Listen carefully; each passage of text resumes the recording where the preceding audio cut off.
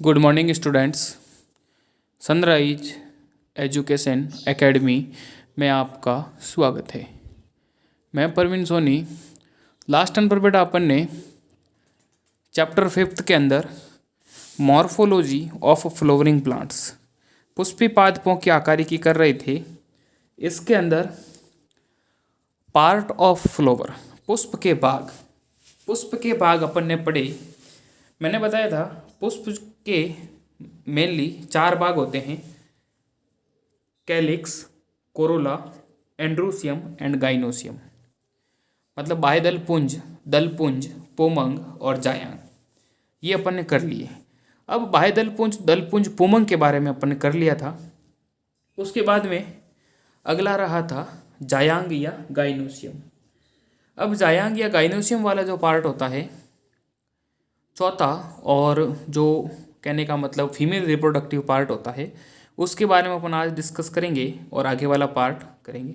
तो ध्यान देना बेटा, रेडी हो जाओ इसके लिए, पढ़ने के लिए, आज के लेक्चर के लिए। तो ध्यान देना, चौथा पार्ट है इसके अंदर, उसका नाम है गाइनोसियम या जायांग। अब ध्यान देना बेटा, गाइनोसियम या जायांग क्या होता है। गाइनोसियम या जायांग, गाइनोसियम या जायांग, ध्यान देना बेटा, ये जो है gynoecium is the female reproductive part of the flower. Gynoecium is the female, ध्यान देना, gynoecium is the female reproductive part of flower। कहने का मतलब ये जो है, यह पुष्प का मादा जनन भाग होता है। ओके, रिप्रोडक्टिव होल्स होता है। और ये जो होता है, ध्यान देना बेटा, एक या अधिक अंडक से मिलकर बनता है। कहने का मतलब it is made up of one or more carpels. It is made up of one or more carpals. कहने का मतलब ये जो है एक या अधिक अंडक से मिलकर बनते हैं। ये एक या अधिक अंडक से मिलकर बनते ओके। एक या एक से अधिक, क्योंकि इसकी इकाई मैंने आपको बताई थी, अंडप होती है। अब उसके ध्यान रखना, प्रत्येक जो अंडप है उसके 3 भाग होते हैं। आगे देखो, देखें,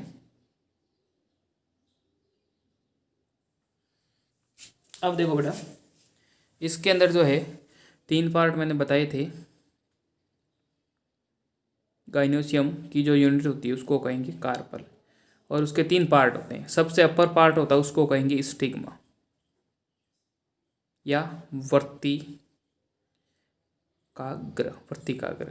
ठीक है, ये जो ट्यूब लाइक स्ट्रक्चर है उसको कहेंगे स्टाइल या वर्तिका। ओके, और आधार वाला जो भाग होता है उसको कहेंगे ओवरी, फूला हुआ ओवरी या अंडाशय। ठीक है, तो ये एक जनरल अपन कहेंगे कार्पल की स्ट्रक्चर है। 3 पार्ट होते हैं, स्टिग्मा, स्टाइल और ओवरी। अपर पार्ट जो है वो स्टिग्मा, और फिर जो मिडल है स्टाइल और ओवरी। ओवरी के अंदर क्या होते हैं बेटा, ध्यान देना, ओव्यूल्स होते हैं, ओव्यूल्स या बीजांड।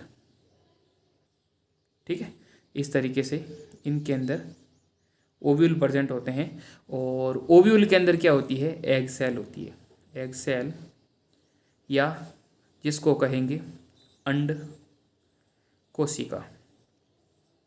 ओके, और अंड कोशिका क्या होती है, फीमेल गैमेट होती है, फीमेल गैमेट। या मादा युग्मक। ओके, इसको अपन क्या कहेंगे, मादा युग्मक। अब ध्यान देना बेटा, अब क्या होता है कभी कभार ये अगर फ्लावर के अंदर एक से अधिक अंडक होते हैं और ये अगर आपस में स्वतंत्र है, ध्यान देना बेटा, इसके लिए दो टर्म है, मतलब फ्लावर के अंदर, मतलब इस गाइनोसियम वाले पोर्शन के अंदर एपोकार्पस और सिनकार्पस।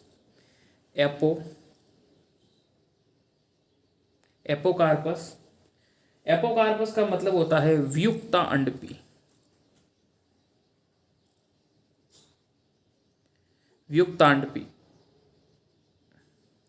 वियुक्तांडपी का मतलब क्या हो गया, when more than one carpel is present, ध्यान देना, when more than one carpel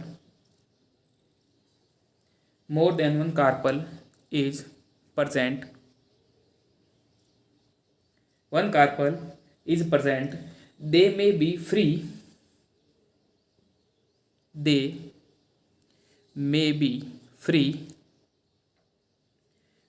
free as in lotus and rose,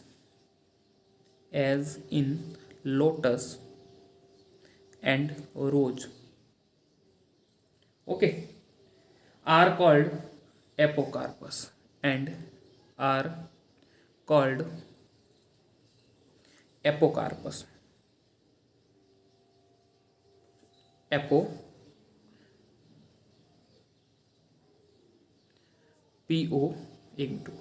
POUS, apocarpous. Okay, वियुक्तांडपी कहने का मतलब इसका हिंदी मीनिंग क्या हो गया बेटा, जब एक से अधिक अंडक होते हैं, ध्यान देना बेटा, जब एक से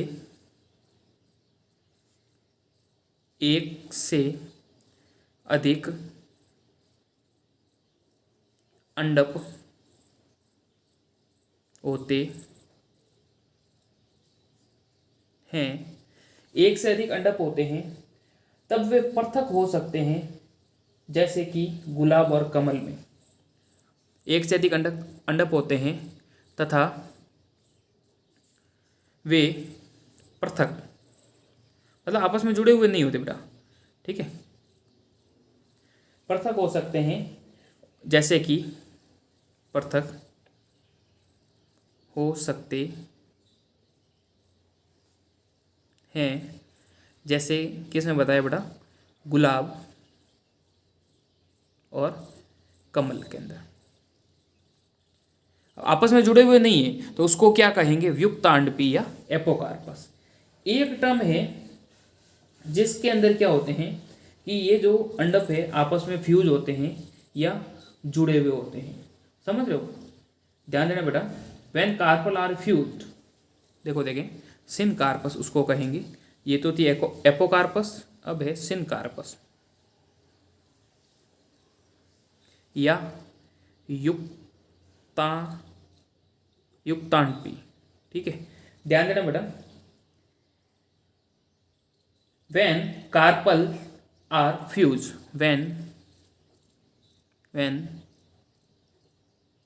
कार्पल्स आर फ्यूज्ड,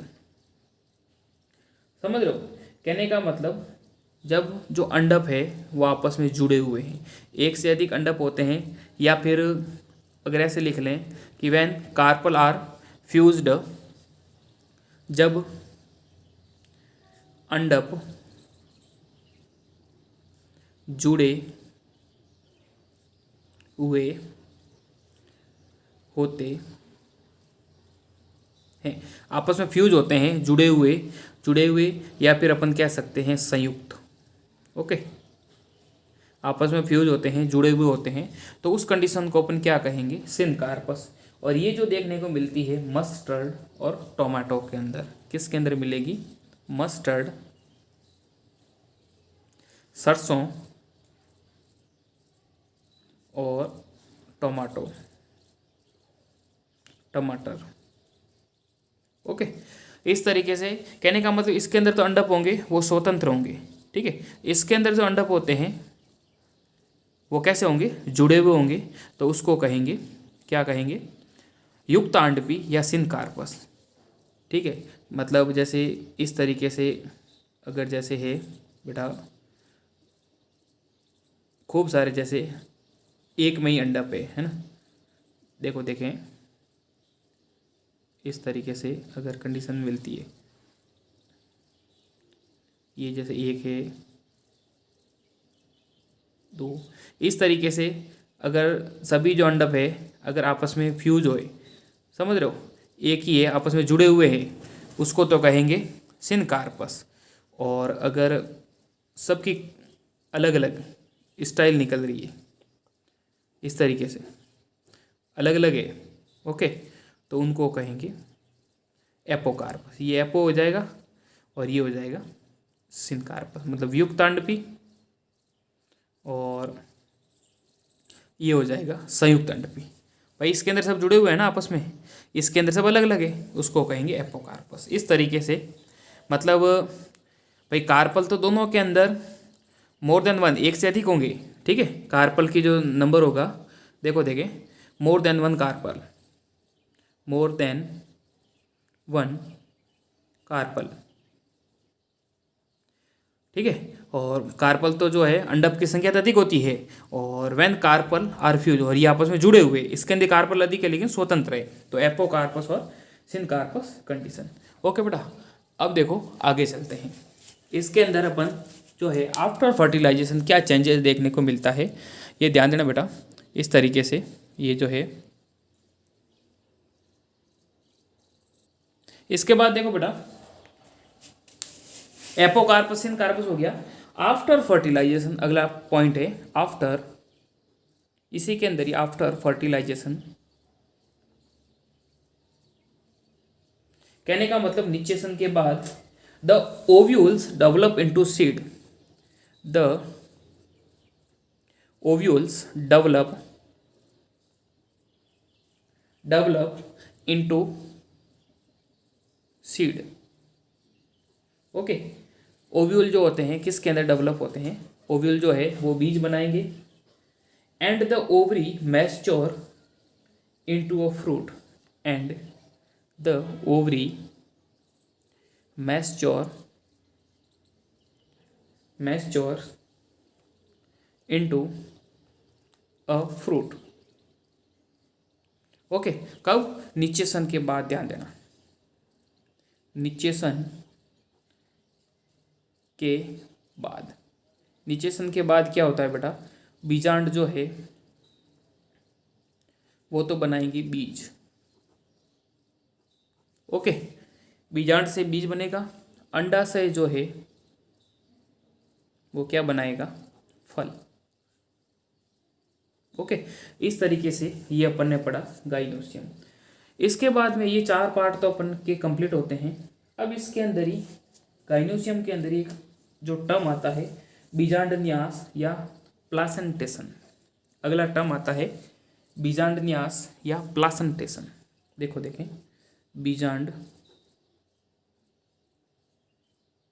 बीजांडन्यास या प्लासेंटेशन। बीजांडन्यास या प्लासेंटेशन क्या होता है, देखो देखें, अंडाशय में बीजांड के लगे रहने के क्रम को, अंडाशय में बीजांड के लगे रहने, अंडाशय में बीजांड के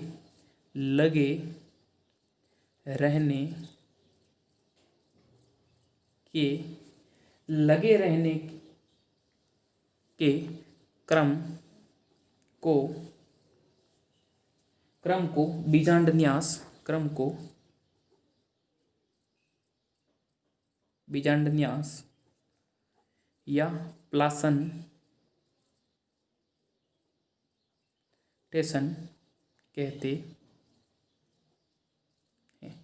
ओके, अंडाशय में बीजांड के लगे रहने का क्रम जो है, देखो देखें, the arrangement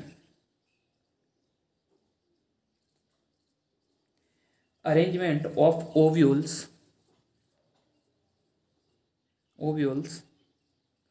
within ovules within the ovary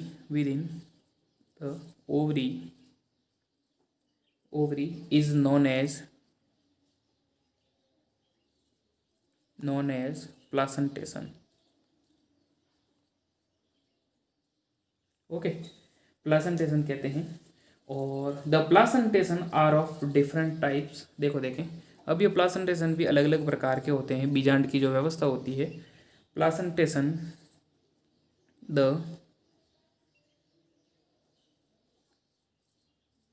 placentation are of different types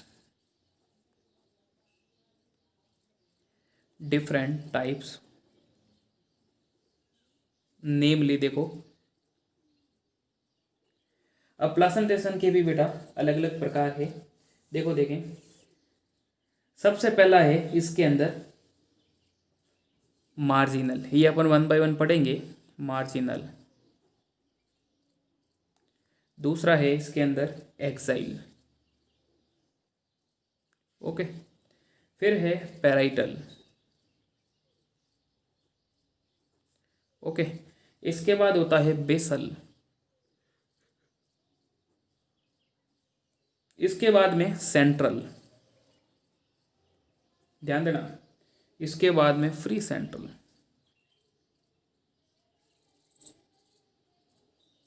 okay, 5-6 प्रकार के हैं, ध्यान देना। मार्जिनल हो गया सीमांत, एक्साइल हो गया बेटा स्तंभीय, पैराइटल हो गया भित्तीय। ओके, बेसल हो गया आधारी। ओके, सेंट्रल हो गया केंद्रीय, और फ्री सेंट्रल हो गया मुक्त स्तंभीय।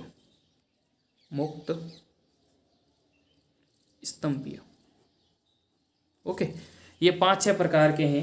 अब अपन फर्स्ट देखते हैं, जिसका नाम है सीमांत या मार्जिनल। अब देखो बेटा,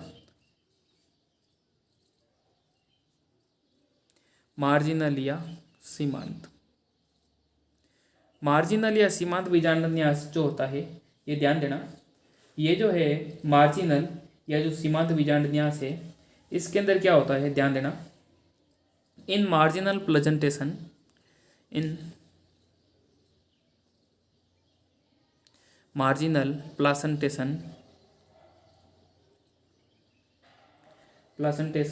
the placenta forms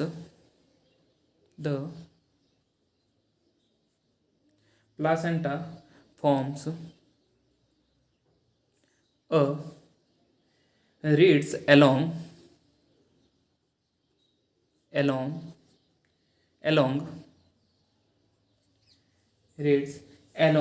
the ventral suture, अभी डायग्राम बना के बताऊंगा बेटा। Ventral suture of the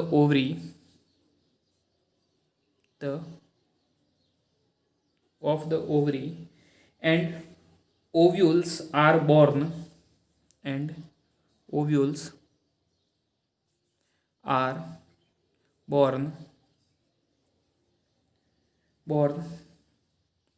on this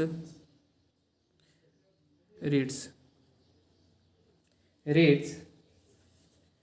forming two rows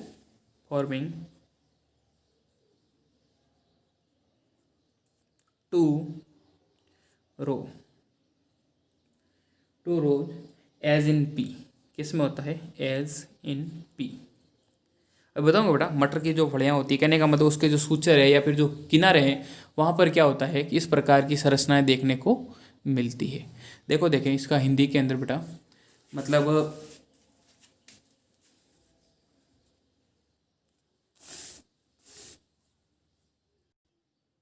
देखो बेटा, सीमांत बीजांड न्यास में अधर सीवन के साथ कटक बनते हैं, जिसको सूचर कहते हैं। और ये जो कतारें जो है, बीजांड कटक जो है, 2 कतारें बनाती है, जैसे कि मटर। देखो देखें, क्या बताया इसके अंदर मैंने कि marginal presentation the placenta form reads along the ventral suture of the ovary and ovule are born on the reeds forming two row। कहने का मतलब इस तरीके से बेटा, मतलब मटर की फलियां अपन तोड़ते हैं ना, तो इसके अंदर जो है इस तरीके से आपने देखा भी होगा ये कि जैसे ये फली है मटर की, तो इसमें क्या होता है कि बीजांड जो है मतलब जब इस फली को तोड़ोगे ना यहाँ से इस तरीके से, तो ये इनके सूचर हो गए, ध्यान देना बेटा, ठीक है। इस सूचर पर यहाँ पर क्या होते हैं, ये जो बीजांड मतलब अलग अलग टूटेंगे, दोनों फलियों से तो टूटेंगे और दोनों फलियों के ऊपर कुछ ना कुछ जो सीड अपन को मिलेंगे मटर के, है ना। इस तरीके से उनकी मार्जिन के ऊपर लगे होते हैं ना सीड, इस वजह से इसको कहते हैं मार्जिनल या सीमांत बीजांड न्यास। ओके, किस में मिलेगा, मटर के अंदर। और ये इस तरीके से मतलब दो सीवनियाँ होती है या वेंट्रल सीवन मटर के अंदर। ओके, इस तरीके से याद रखना बेटा, ये मटर के बीज है, मटर के अंदर मार्जिनल या सीमांत। अब दूसरा जो है वो है, कौन सा बताया था मैंने, एक्साइल या स्तंभीय। ओके, अब एक्साइल के अंदर ध्यान देना बेटा, एक्साइल जो है दूसरा प्रकार है स्तंभीय। इसके अंदर थोड़ा चेंज है, एक्साइल या स्तंभीय। देखें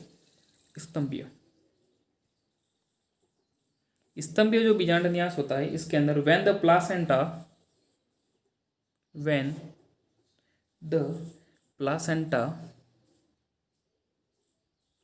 placenta is exile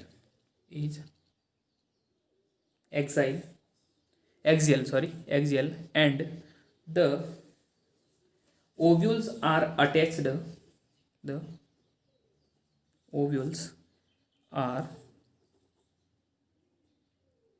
attached to it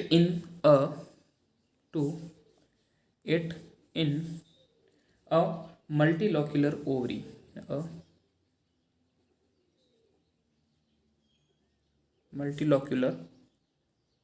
ovary, okay. The placentation is said to be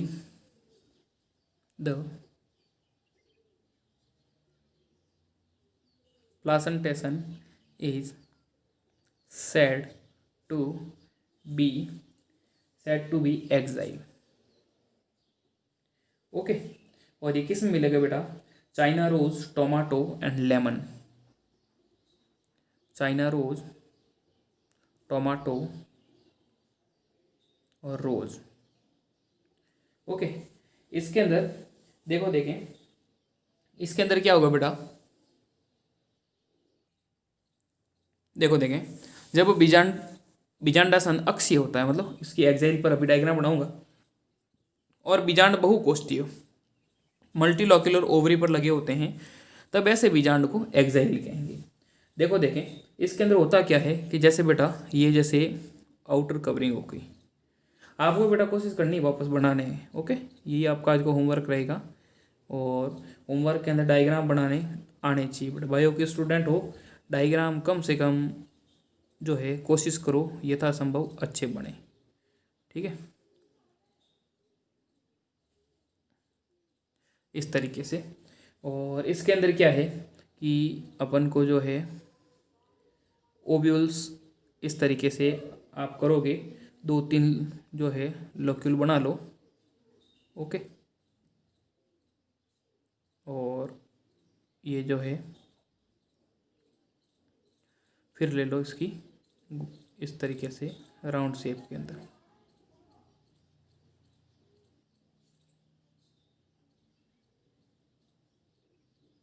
हो गया। अब या एक्साइल पर अपन को क्या करना है, ओव्यूल। ओके, इस तरीके से ये ओव्यूल हो गए। तो कहने का मतलब जो मल्टीलॉक्यूलर ओवरी होती है और उनके अंदर इस तरीके से जो है प्रेजेंटेशन होता है, उसको कहेंगे एक्साइल या स्तंभीय। अब अपन अगला करते हैं, थर्ड जो है वो है पैराइटल। देखें थर्ड अपन करते हैं पैराइटल प्लासेंटेशन। ओके, ध्यान देना बेटा। थर्ड करते हैं पैराइटल। पैराइटल प्लासेंटेशन, या इसको कहेंगे भित्तीय, भित्तीय बीजांडन्यास। Okay,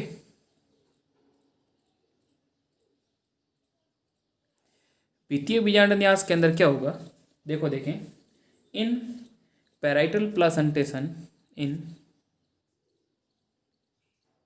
parietal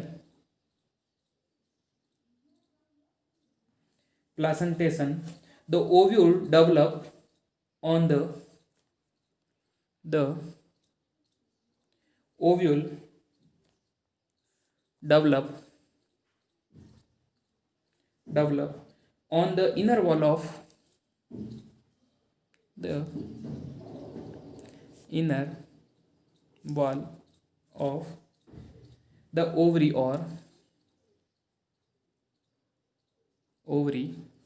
or on peripheral part, on peripheral part। Okay, कहने का मतलब ओवरी इज वन चैम्बर्ड, ध्यान देना, ovary is one chambered, but it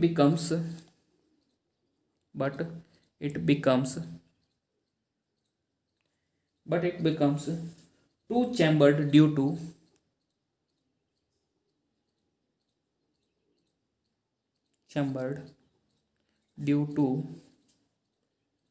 the formation of false septum, due to the formation of false septum। false septum example है mustard और argemone, सरसों। कहने का मतलब पहले तो एक वॉल ही होती है, बाद में मतलब देखो parietal placentation, ovule develop inner wall of ovary, ovary की इनर वॉल के अंदर ओव्यूल डेवलप होंगे, उसकी भित्ति के ऊपर लगे होंगे, और ओवरी इज वन चैम्बर्ड, पहले तो वन चैम्बर्ड होती है, लेकिन but it becomes two chambered due to false formation of false septum, बीच में एक सेप्टम बनने की वजह से दो चैम्बर बन जाते हैं। अभी डायग्राम बताऊंगा, देखो देखें इसके अंदर, देखो बेटा इसके अंदर क्या है कि भित्ति में, जैसे मैंने बताया ना, बीजांड अंडाशय की भित्ति पर लगे होते हैं अथवा परिधीय भाग में। अंडाशय एक कोष्ठक होता है, लेकिन आभासी पट बनने के कारण ये दो कोष्ठक में विभक्त हो जाता है। सरसों और आर्जिमोन के अंदर देखो देखिए इसके डायग्राम बेटा, इसके अंदर अपन को जैसे सबसे पहले जैसे गोला बना लो, हैं, ठीक है। अब इसके अंदर जैसे गोले के अंदर अपन को इस तरीके से करो, देखें हो गया।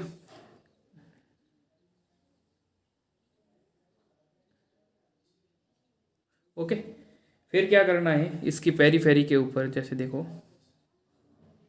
ध्यान देना,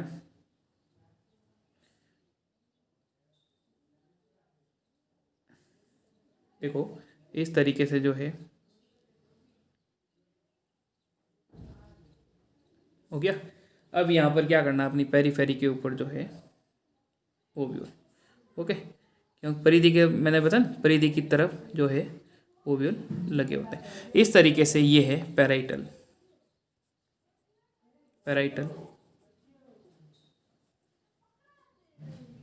या भित्तीय